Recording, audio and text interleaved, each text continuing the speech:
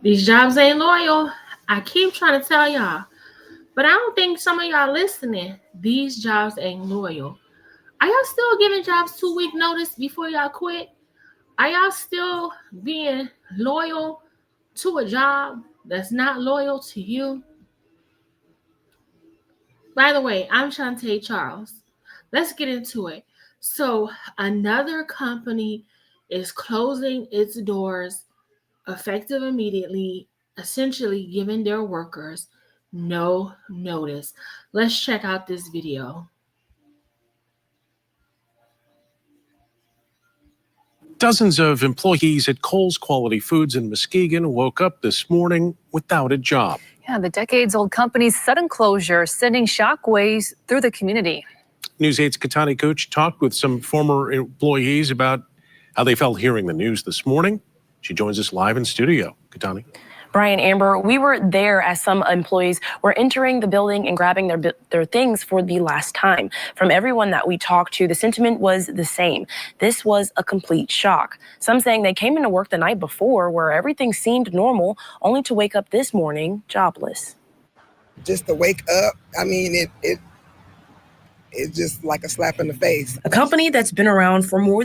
So you mean to tell me, oh, these companies are ruthless, baby. Ruthless. You mean to tell me you let people work their whole shift the night before, kikied in their face, as we would say, and then tell them tomorrow was gonna be their last day? It was gonna be a come get your stuff and hit the bricks. Crazy. These jobs ain't loyal. They are not loyal. Than 80 years suddenly shut down permanently. The people that's been there, like you say, that have put 40 years right out of high school, that's home. In a statement from Kohl's parent company, Furlani, it states that after a review of its 5 total facilities, the one in Muskegon needed, quote, a significant new investment to make the facility competitive and bring it up to current standards. They knew that 6 months to a year ago, or probably 6 months or more ago, or probably even before that. Trust me, they didn't just run some numbers the night before and say, oh, we're going to have to shut down. They knew that way before they made the decision that, hey, such and such day is going to be our last day. The powers that be didn't wake up that morning and say, oh, you know what, we're going to close this plant down today. It didn't happen. I spoke with saying they got little to no notice. I thought we at least had till our contract was up. It's the way you go about stuff. It's the way you do things, and it just wasn't done the proper way. Some, like Flowers, even clocking in for work this morning, only to be relieved hours later. We didn't know that we would come in, punch in like we normally do, to find out 4 hours later, clean your lockout. While still shocked, they say they felt something was coming after the company was bought out by Furlani in December of 2024. We expected it, but we didn't know that it would be today. According to the company's Worker Adjustment Retraining Notification, or WARN letter, Kohl's 180 employees will be given pay up to 60 days. Flowers and Neal say they work more than the typical 40 hours a week. It hurt. Like, I'm used to going to work every day, and I work a lot of hours, 60, 70 hours a week. I don't feel like 40 hours, that's not good enough compensation. So she says she works well over 40 hours. But I wonder, how much consumer debt is she in?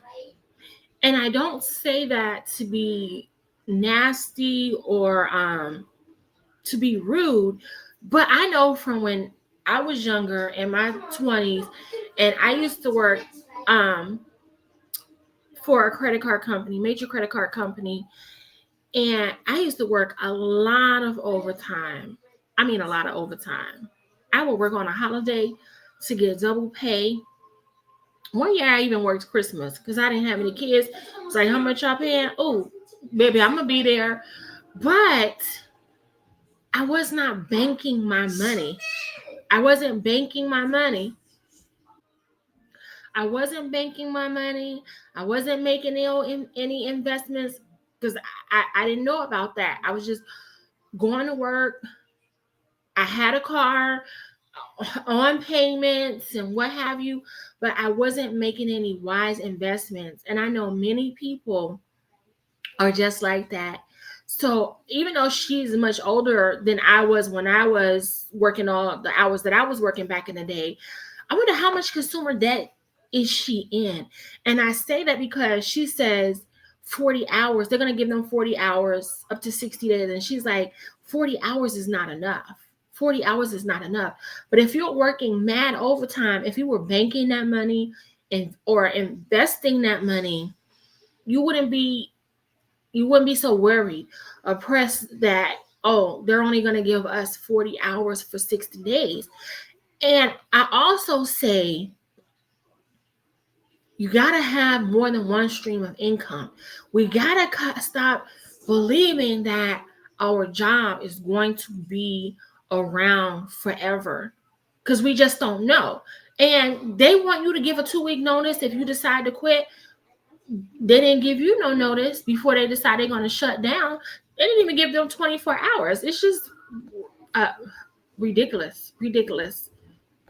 Still processing everything, these ladies, as well as other former employees I spoke with, say they don't know what their next steps are. Places closed and stuff happens, but just to do it like that, they don't care about.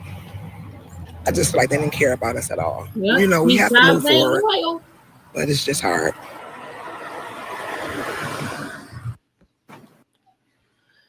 We have to learn how to monetize our genius. We have to stop being solely dependent on our job. All of us have something that we know and we do that someone else will be willing to pay us for. We have to monetize our genius. We have to use the gift and the talents that God has given us to make an income. We have to stop sitting by thinking that our job is going to always be there or that our job is going to be enough, because we simply don't know what tomorrow may hold. But if you have an additional stream of income, the blow won't be as hard if you get laid off. Also, if you have an additional stream of income, the extra money that you're bringing in from that income should be going towards building an emergency fund, as well as doing some investments, whether it's trying to saving up to purchase an investment property or investing in a stock market. We should not solely be dependent on a job, because baby, these jobs ain't loyal. And she said some people have been there 40 years. 40 years you've dedicated to a company and they don't have the common decency, courtesy to let you know well ahead of time that the company is going to be closing and to begin to prepare yourself. They don't care, but I bet those top executives still got their multi-million-dollar bonuses. I bet they're still getting their money. They're still getting their money. So we gotta stop saying, and we gotta stop being like having a mindset, when I get off of work, I don't want to do anything. I just want to sit back and chill. We cannot do that anymore. Inflation is through the roof. I don't care what certain people are on TV lying about, prices coming down, this and that, or what have you. Groceries are at an all-time high. And I'm to the point, I don't even think that it has anything to do with tariffs. Tariffs, of course, affect the price of stuff, but they were already making record profits before the tariffs. They're still making profit. And frankly, I haven't done any research, so take it with a grain of salt, but I really think it's price gouging. I really feel like they feel like, oh, the pandemic and we had to raise prices for whatever reason, people continue to pay, and now people are going to continue to pay. So now I believe it's just price gouging. But nonetheless, we have to eat. We have to eat. So we got to have more than one stream of income. We can't just solely depend on our job. Learn to monetize your genius.